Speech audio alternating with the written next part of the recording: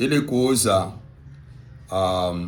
nyumba au shamba au gari ni jambo ambalo si rahisi.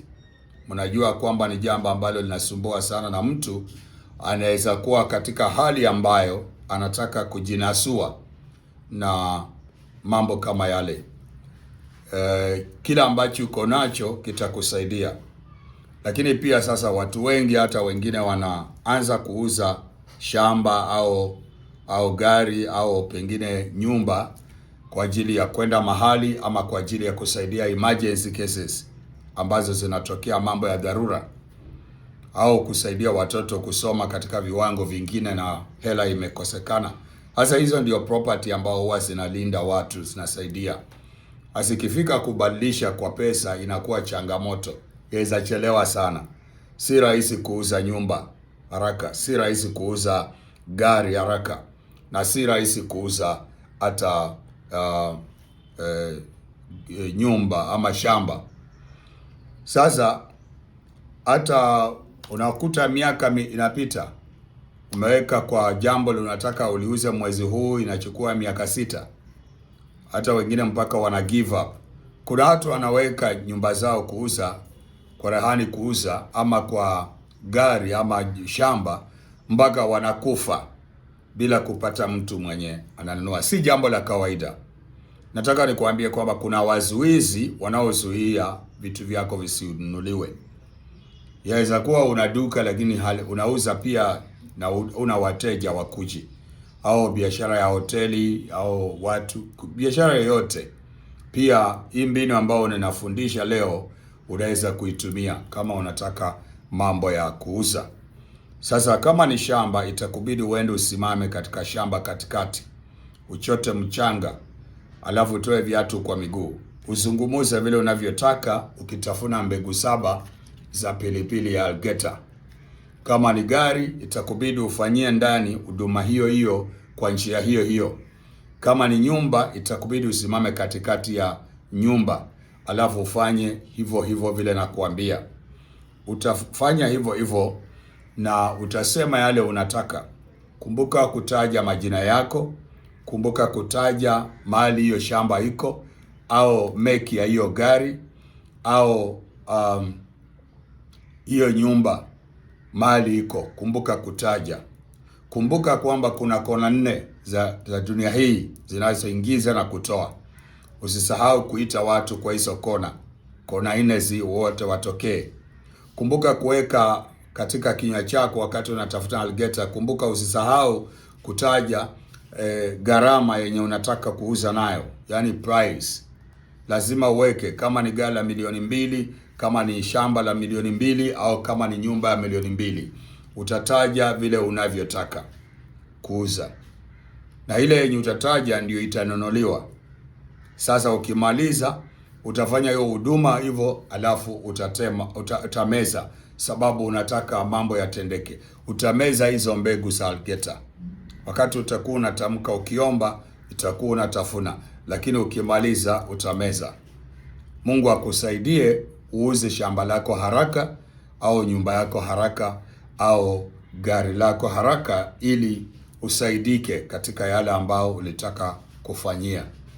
Lakini kwa wale ambao mko na biashara, mnataka sales, mnataka kuuza, itakubidi ufanye hivyo hivyo, lakini utasimama kwa mlango wa biashara. Utawaita watu kutoka kila pembe kuingia, ili biashara iweze kuinuka.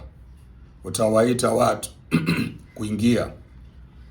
Na hili nataka nishauri pia wachungaji. Mnaomba na kufunga sana, ni vizuri na inasaidia.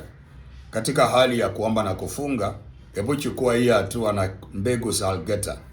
Simama kwa mlango wa kanisa kabla haijakuja watu.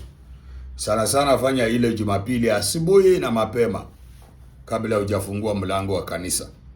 Ita watu kutoka maeneo, kiwa unatafuna algeta. Kila Jumapili asubuhi simama kwa mlango wa kanisa, ita watu kuja kila Jumapili asubuhi. Jumapili ninasema sio kwa sababu ati kuna ibada.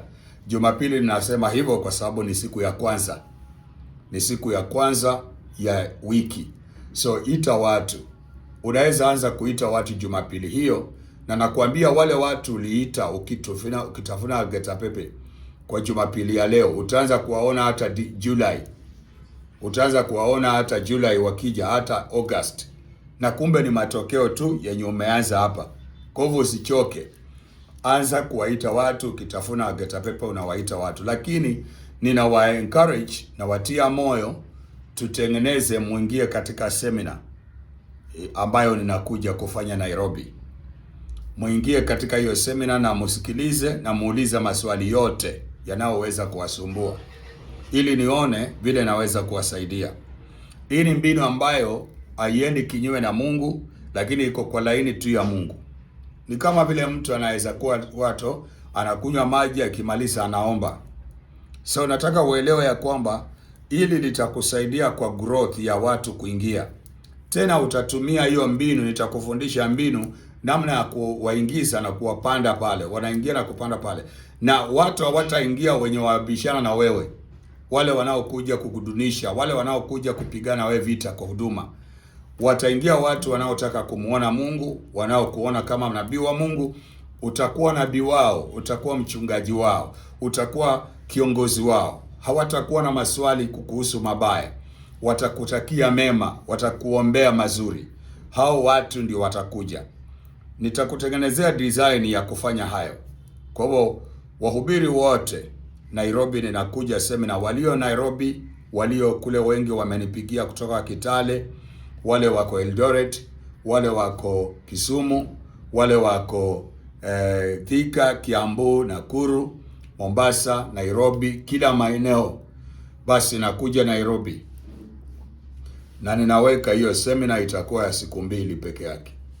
Seminar ya siku 2 jamani, peke yake. Itakuwa ni siku kidogo sana hizo kwa hii kazi, kwa hii mafundisho, lakini imetosha kwa sababu nina mambo mengi ninafanya. Kwa hivyo Nairobi, mjiandae siku 2. Video itakayo kuja wiki hii nitakuwa nikijulisha itakuwa lini.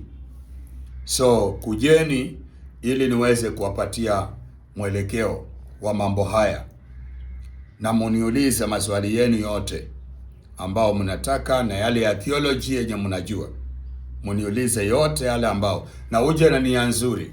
Utakapouliza jambo ambalo linapingana, haitakuwa ni mbaya, itakuwa ni bora una nia nzuri. Hata kama jambo linapishana na lile nimefundisha, bora nia ni nzuri ya kutaka kujua, basi utajua. Lakini if you have a critical spirit, roho ya ubishani na kushambuliana na kuniona kama mganga mbaya, mchawi, muuaji, sijui nini, wewe hata usije hiyo seminar, acha nayo.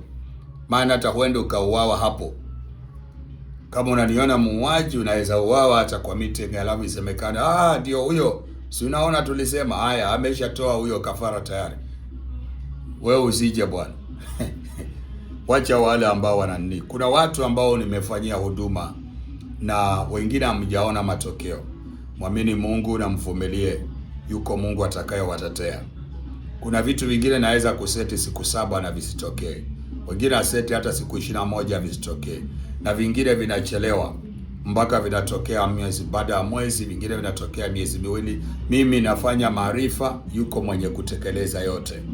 Na kutakia kila laheri, na uwe na imani unapokuja kwangu kufanyiwa kazi. Mimi ni nabii wa Mungu ambaye natumika katika masuala haya na kupa maarifa, utasaidika. Asante. Nairobi mningoje, tuko pamoja.